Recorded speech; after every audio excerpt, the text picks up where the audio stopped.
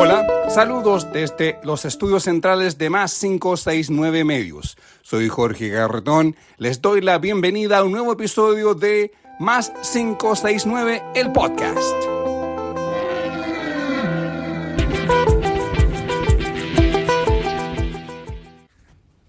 Partimos con esta edición de feriado para este miércoles 21 de mayo de Más 569, el podcast. Les recuerdo que estamos presentes en Spotify y en YouTube. Para crecer y desarrollar este proyecto mediático, los invito no solo a escuchar, sino que también dar like en YouTube, junto con suscribirse en Spotify. Los invito a seleccionar y pinchar el símbolo más. Vamos a nuestra primera nota del día. Me carga hablar de la crónica roja, del mundo judicial y las acciones legales en noticias. Pienso que tienen su espacio, pero el sensacionalismo siempre ronda estas noticias, particularmente presentadas por los medios y la misma ciudadanía que de alguna u otra forma sensacionaliza estas noticias. Y esto es histórico. Aún recuerdo la antigua revista Vea, que hablaba de personas descuartizadas o, según las crónicas de esa época, de crímenes pasionales. Que hoy en día afortunadamente no se habla así de ese tipo de crimen, sino que de violencia de género o femicidio.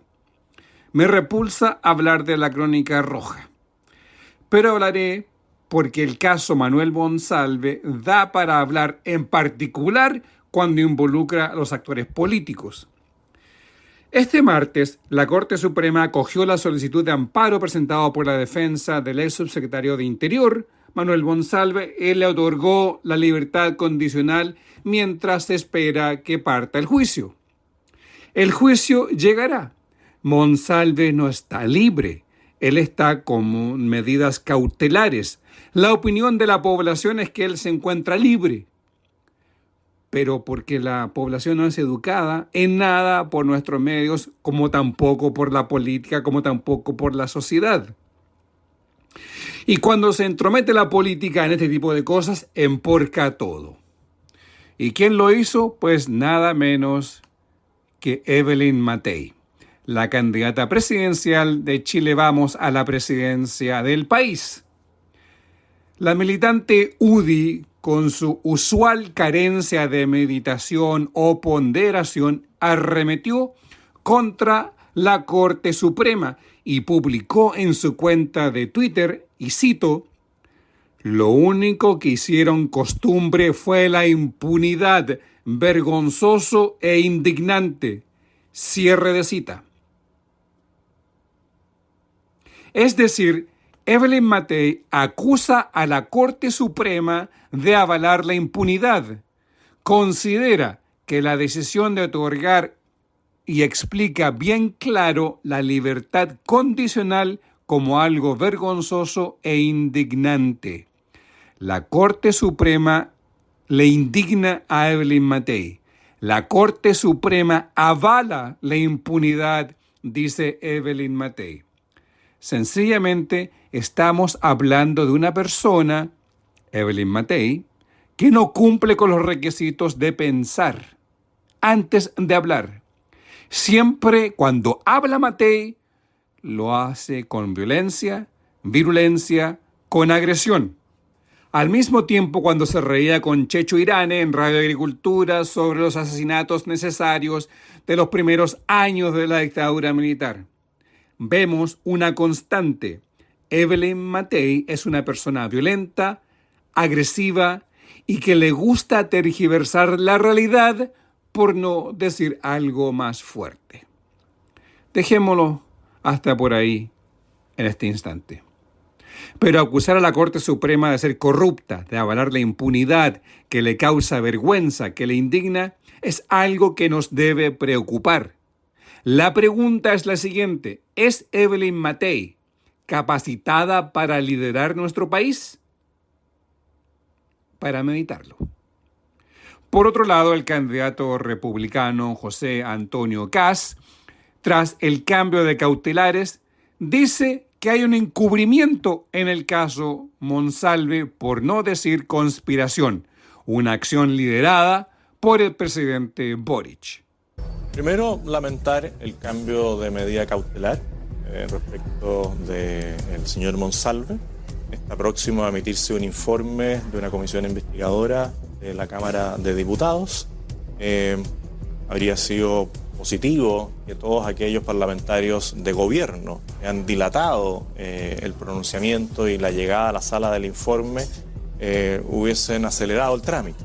Aquí vemos de nuevo cómo la política, en este caso de gobierno, encubre a alguien que está imputado por un delito grave. Creo que en la línea de lo que señala el diario de La Segunda, se ratifica algo que hemos planteado desde el primer día. El presidente encubrió a Manuel Monsalve, le creyó a Manuel Monsalve y no a la víctima. Una contradicción más de lo que señalaba en campaña. Ustedes han visto que una vez más han salido frases del debate presidencial, donde a mí me tocó decirle: Gabriel, ¿cuántas cosas más vamos a tener que saber de ti para que las vayas confesando? Esta va a ser una más de aquellas cosas que el presidente trató de ocultar y que en el tiempo salen a la luz. Yo lamento que el presidente no haya asumido su responsabilidad como corresponde en este caso y en otros, donde está señalado como sujeto de interés. Y hablando de emporcar la política, ahí hay un gran ejemplo. José Antonio Kast, siempre con su tono moderado, pausado, controlado, sin emoción. Ojo, sin emoción. Moderado, pausado, controlado. Por no decir premeditado. Dice que los parlamentarios de gobierno están protegiendo al ex subsecretario Monsalve. Vuelve a tomar el tema que el presidente Boric está encubriendo y que esta trama legal llega hasta la Corte Suprema. Por último, nuevamente quiere asociar el caso Procultura y las escuchas telefónicas declaradas ilegales del fiscal Patricio Cooper contra la psiquiatra del presidente Boric. Y como dijo la Corte de Apelaciones de Antofagasta, este es un acto digno de la dictadura militar, liderado por el fiscal Patricio Cooper. O podemos recordar también nuestra historia, a la policía política del presidente Gabriel González Videla, el presidente traidor del pueblo, que impulsó la famosa ley maldita el año 1948. Pero volviendo a la realidad de hoy, sigamos con una última opinión sobre este tema. El presidenciable del Frente Amplio, Gonzalo Vinter, emplazó a Evelyn Matei a ser una persona seria. Yo le diría, señora Matei, tómese en serio a usted misma. Cuando diga algo así de grave, presente los antecedentes. Yo quiero invitar a los chilenos a que tomemos en serio a Evelyn Matei. Lo que está diciendo Evelyn Matei es que hay una trama de corrupción judicial así de grave, así de concreto. Yo no tengo ningún interés especial en esa causa que no sea el interés que tienen todos los chilenos, de que se haga justicia. Pero yo invito a Evelyn Matei a que presente antecedentes de la gravísima acusación que está haciendo y que no sea como cuando hace algunos meses dijo, cito, que era casi seguro que iba a haber un fraude en la última elección si es que se votaba en 2 días. Se votó en 10 días y yo estoy esperando los antecedentes de Evelyn Matei de que hubo un fraude. Con anterioridad Evelyn Matei dijo que los fiscales en Chile inventaban delitos. Seguimos esperando los antecedentes. Entonces, en esta trama de corrupción judicial que ha denunciado Evelyn Matei, yo creo que los chilenos tienen el derecho a exigirle algún tipo de antecedente. Y si no lo dice en serio, yo le diría, señora Matei, tómese en serio a usted misma. Cuando diga algo así de grave, presente los antecedentes. Kast dice que hay conspiración y que hay encubrimiento de parte del presidente Boric. Y lo dice con un tono calmado, pausado, con una voz que no cambia. Eso, yo no soy psiquiatra, pero podría algún psiquiatra opinar al respecto.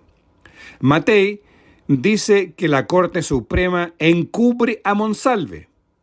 Dos mentes que podemos decir con ideas conspirativas dignas de los guiones de Netflix y El Poder. Podrían dedicarse a escribir guiones, pero no. La realidad los hace actores relevantes que pueden llegar a la presidencia y así, desde el sillón presidencial, dejar caer sus más oscuras ambiciones. Vamos a nuestra primera pausa y volvemos con más, donde hablaremos sobre la economía.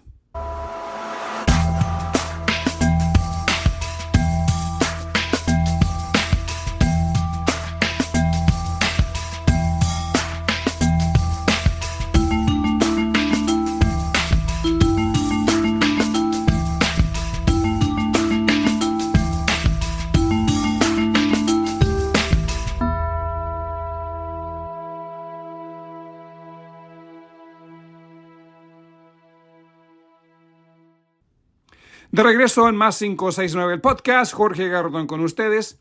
Hablemos de la economía. Nuevamente, cito a la prensa y a los llamados expertos, la economía chilena sigue sorprendiendo. Pero como hemos dicho desde esa tribuna, esto no es sorpresa. Tiene que ver con la estructura económica del país, los fundamentos macroeconómicos de la economía nacional. Al mismo tiempo, la inversión extranjera directa está influenciando en la economía. Se puede apreciar que la inversión directa en Chile, en las energías renovables no convencionales y el desarrollo de las tecnologías limpias tiene a Chile como un laboratorio de aprendizaje e inversión y al mismo tiempo de crecimiento, de conocimiento y desarrollo y de capacitación de capital humano. Tenemos inversión en áreas de hidrógeno verde donde lo mismo se irá desarrollando. Inversión en litio y áreas relacionadas. Inversión en miles de millones en centros de datos que también va acompañado de mano de obra calificada. Esta es la inversión extranjera directa en el país. ¿Y los chilenos? Bueno, el empresario chileno mira desde la tribuna cómo el desarrollo les pasa por el costado, esperando el cambio de gobierno para volver a lo mismo de siempre, rentar de sus inversiones heredadas o adquiridas durante el golpe de Estado. No crean riqueza como tampoco crean conocimiento. La adquieren. La riqueza generada y el conocimiento desarrollado viene desde la inversión directa extranjera. Por eso, no sorprende que este primer trimestre el país haya crecido un 2,3% del Producto Interno Bruto, o 0,3 sobre lo esperado. Recordemos que el 2024 la economía creció un 2,6. Entre abril del 2024 y abril del 2025 creció un 3,4%. Es decir, esta es la muestra clara que la economía chilena viene en franco crecimiento, a pesar de lo que escuchen por ahí de los agoreros que hablan que este país requiere más crecimiento, requiere más desarrollo, requiere más crecimiento. Pero el crecimiento se está dando. El siguiente paso es que el Banco Central pueda optar por bajar la tasa de interés. Pero eso es para más adelante, una vez que se sigan consolidando los números y la tormenta extranjera creada por Trump de alguna otra forma aminore, o la incertidumbre que viene de ella.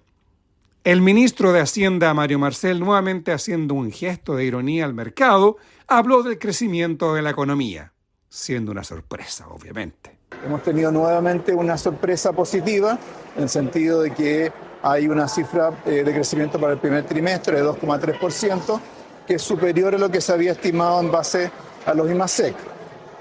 Además, lo que se observa es que en términos de la variación respecto del trimestre anterior, la economía va acelerando, es decir, en el primer trimestre de este año, la economía respecto del trimestre anterior creció más que en el trimestre precedente. Y que además tenemos sectores que le están dando ese dinamismo a la economía, particularmente el comercio, la industria, la agricultura, la pesca, entre otros sectores. Así que esos son datos que son positivos, señalan que nuevamente, para ligarlo, ¿cierto?, a este análisis más de riesgo, la economía chilena en el primer trimestre, por así decirlo, ha ido generando una cuenta de ahorro, de solidez para enfrentar lo que resta del año, y estamos seguros que en el actual trimestre, el segundo trimestre, vamos a tener también cifras positivas.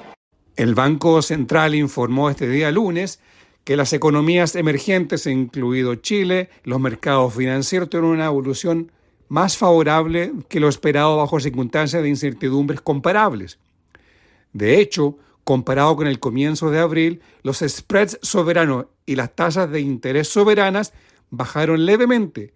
Las monedas han apreciado frente al dólar y las bolsas muestran rendimientos positivos. Los spreads soberanos, es decir, la deuda soberana emitida, se mantiene en buenos niveles, mantiene su valor. Agrega el Banco Central que indica que la economía chilena ha corregido los desbalances macroeconómicos de años previos, lo que refleja en una reducción del déficit de la cuenta corriente y de una recuperación de ahorro en un contexto de mejoría de ingresos de hogares y empresas, producto del mejor desempeño de la actividad local. Si bien la inflación continúa alta, el informe de estabilidad financiera señala en su evolución y de sus principales determinantes reafirman la perspectiva de convergencias contenidas en el IPOM de marzo de este año, es decir, el 3% para el 2026 de tasa de interés. ¿Qué significa este escenario? Que lo planteado la semana pasada por el Consejo Fiscal Asesor está profundamente errado. El Banco Central explicó que realiza ejercicio de tensión donde somete a la economía a shocks y evalúa resiliencia del sistema financiero. Estos consideran cambios severos en distintas variables económicas, entre ellas el PIB, el desempeño, tasa de interés y el tipo de cambio. Recordemos que hace un par de años atrás el Banco Central le pidió a los bancos nacionales aumentar sus espaldas financieras en un par de miles de millones de dólares. Por ende, la resiliencia del sistema financiero chileno, por la capacidad del Banco Central de avisorar a futuro para eliminar riesgos. El senador PPD Ricardo Lagos Weber, integrante de la Comisión de Hacienda del Senado y Comisión Mixta Especial de Presupuesto, explicó que Chile presenta buenos resultados en su desempeño económico. Hemos conocido el informe de estabilidad financiera del Banco Central de Chile. Lo que persigue ese informe es básicamente identificar riesgos para la economía chilena, en particular en el sector financiero. Y lo que nos señala es lo siguiente. Primero, hay una amenaza sobre la economía chilena que viene de afuera, producto de la política comercial de Estados Unidos con el alza de los aranceles, y eso genera un impacto a nivel global que da muchas señales negativas para el crecimiento de la economía. Con todo, el Banco Central señala que estamos en mejor posición que en el pasado para enfrentar este shock externo, entre otras cosas porque muchas de las variables económicas chilenas han mejorado. Si uno hace un repaso del informe, han mejorado el ahorro de las familias chilenas y de las empresas, ¿ya? Las empresas están menos endeudadas, hay una banca que está sólida. Por otra parte, tenemos que la tasa de inflación, la inflación si bien está alta todavía, ha ido a la baja significativamente. Hemos conocido hoy día un IMASEC, el índice de actividad económica, que señala que hemos crecido más de lo esperado. Lo que dijo el Banco Central es, tenemos un riesgo, el riesgo no lo generamos nosotros, es de afuera, pero eso no significa que haya que enfrentarlo, y la base para enfrentar aquello es mejor que la que teníamos tiempo atrás.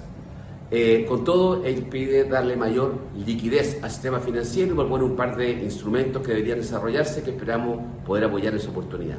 En resumen, es alerta, economía en mejor pie que en tiempos pasados, ya ante un riesgo externo que no es nuestra responsabilidad. Tenemos más con Lagos Weber, el senador, en el bloque final de este podcast. Mientras tanto, el ministro Marcel va de viaje a Nueva York para liderar otra edición del Chile Day. Los días jueves y viernes va a tener lugar una nueva edición de Chile Day en Nueva York, en la cual vamos a participar, como en mi caso lo he hecho durante, creo, las últimas 10 ediciones de esta actividad, que lo que busca es promover a Chile en los mercados internacionales, entre los inversionistas financieros, inversionistas de inversión directa, Y en esta oportunidad vamos a contar también con la participación no solo de un conjunto significativo de empresarios, ejecutivas del sector privado, sino que también va a estar el ministro Grau, también va a estar la presidenta de la CMF y también va a haber representantes de la Superintendencia de Pensiones, entre otros temas. Entre los temas que se van a tratar, uno muy importante va a ser el de las reformas legales que se están aplicando para reducir los tiempos para obtener permisos para inversiones. Va a haber un panel dedicado específicamente a ese propósito. Y también las innovaciones financieras, particularmente con la plena implementación de la ley FinTech y una serie de otras piezas de legislación que se han venido aprobando en los últimos años. De modo que una vez más vamos a participar como un conjunto representando a Chile, tanto sector privado como sector público, para promover a nuestro país como destino de inversiones. Y hay que destacar a este respecto que siendo el último año de gobierno, en buena medida esta actividad refleja la continuidad del país, la continuidad del Estado y por lo tanto la continuidad de Chile como un buen destino para las inversiones del resto del mundo. Podemos decir que la economía y las finanzas públicas están en buen pie. A pesar de la turbulencia venida desde Washington con el gobierno de Donald Trump y la imposición de aranceles. Se puede apreciar un rápido desacople de la economía global con la de Estados Unidos. La Unión Europea llega a un acuerdo con el Reino Unido para un tratado de libre comercio. China y la Unión Europea negocian caminos para abrirse hacia un tratado de comercio integral. México y Canadá buscan salir de su dependencia de Estados Unidos.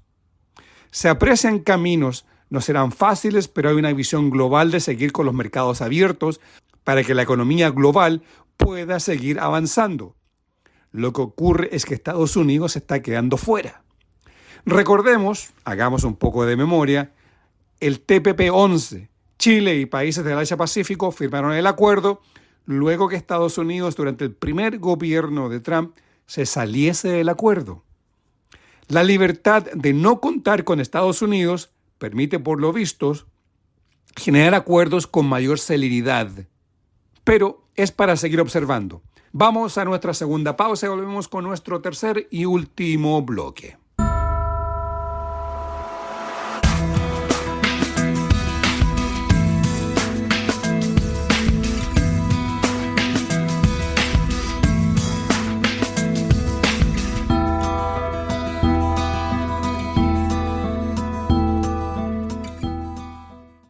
De regreso en Más 569 el podcast, soy Jorge Garrotón. Esta semana pasada tuve la oportunidad de entrevistar al senador PPD Ricardo Lagos Weber y un contribuyente permanente a este podcast con sus cuñas sobre la economía y la política. Hablamos sobre economía, política y la realidad de este gobierno. ¿Cómo visualiza en este momento la ley de pesca, que es la fragmentación y el tema de la merluza común? Hay una propuesta, entiendo, más definitiva, que fue avanzar con lo que había y postergar el punto neurálgico, que para mí es el tema de la merluza común, en donde yo estaba contento con lo que se había aprobado inicialmente, digamos, la parte final de la mixta, que era darle un fraccionamiento mayoritario a la pesca artesanal, ya en un 52% y el 48% para la industria. Yo creía que era... Ahora, se produjo lo que se produjo, el gobierno admitió que hubo un error, y a mí lo que creo que procedía era votarlo de nuevo con esos antecedentes, relación a una propuesta muy similar, creo yo. Lamentablemente no hubo acuerdo, y lo que se acordó de fondo fue seguir en desacuerdo y postergar el tema que creo que era más medular, que es cómo se distribuye la cuota de la merluza común, va a quedar para otro proyecto específico. ¿Existe el riesgo que se mantenga el tema de la ley longueira de pesca por este tema de la merluza común? O sea, la ley longueira, que entre paréntesis yo voté en contra, en su oportunidad, esos años fuimos 7 senadores que votamos en contra de esa ley, cuando todavía ni siquiera se sabía que era corrupta. Era porque para mí era una mala ley, porque le daba a 7 empresas derechos de pesca de por vida. La ley decía 20 años, pero era renovable automáticamente, se cumplía con la ley. Entonces, si usted cumple con la ley, el premio que le daban era renovarle la concesión por otros 20 años y era hereditario, o sea, era para siempre, era más fuerte que el amor, duraba más que el amor, digamos. Entonces, yo encuentro que esa ley era mala, me voté en contra y ahora estamos buscando una fórmula muy acotado respecto a fraccionamientos de las cuotas de distintas pesquerías en Chile. Es un propósito noble, pero bien modesto, ¿ya? Pero que en parte se hace cargo de lo que se hizo su oportunidad y creo que en buena hora que tengamos que legitimar esta nueva ley. Quiero cambiarle de temática. En el Diario de Concepción hoy día salió publicado, Diario de Concepción lo leo yo porque soy de allá, que ASMAR anuncia que el 90% del Escotillón 2, el primer buque Escotillón 2, en junio sería botado al mar para ya entrar a la próxima parte, que sería ya colocarle todo el tema de electrónica. ¿Ya? Se habla de reindustrializar el país. ASMAR es un ejemplo de aquello. El plan de construcción naval. El plan de construcción permanente naval. Sí. Pero un par de cuadras más abajo se cerró Huachipato.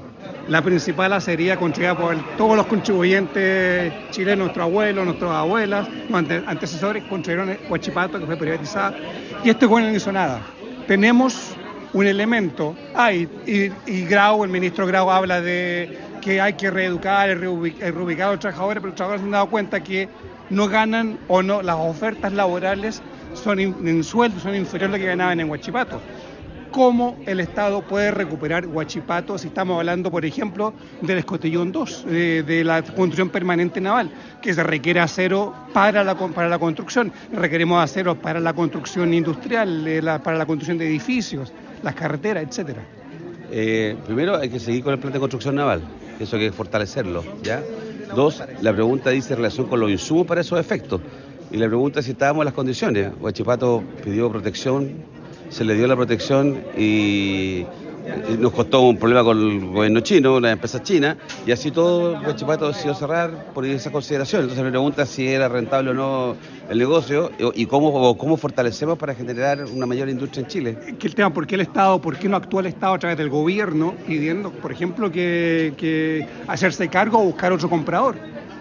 ¿Por qué no buscar los mecanismos incluso dentro de la limitante que tiene el Estado? Yo entiendo que el gobierno buscó, con el ministro Grau y otros, buscaron un entendimiento en la industria, con Huachipato, con otros actores de la industria, con aquellos que son los que compran los productos, porque no es solamente la industria de construcción naval, digamos, nada más, sino que son todas las mineras. No, todas las mineras. Sí. Y las mineras van a comprar los insumos que sean los adecuados, pero a mejor precio.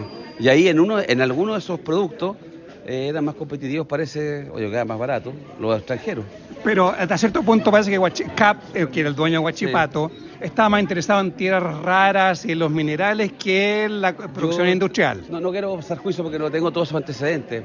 Pero no es cosa de hacer juicio, es cosa de... Pero la industria puede decidir, la empresa, dónde cree que puede rendir más y tomó su decisión. Entonces, yo no sé si la decisión de cerrar Huachipato fue porque se querían dedicar a las tierras raras o porque sencillamente el negocio no era rentable o preferían poner sus recursos en otros esfuerzos.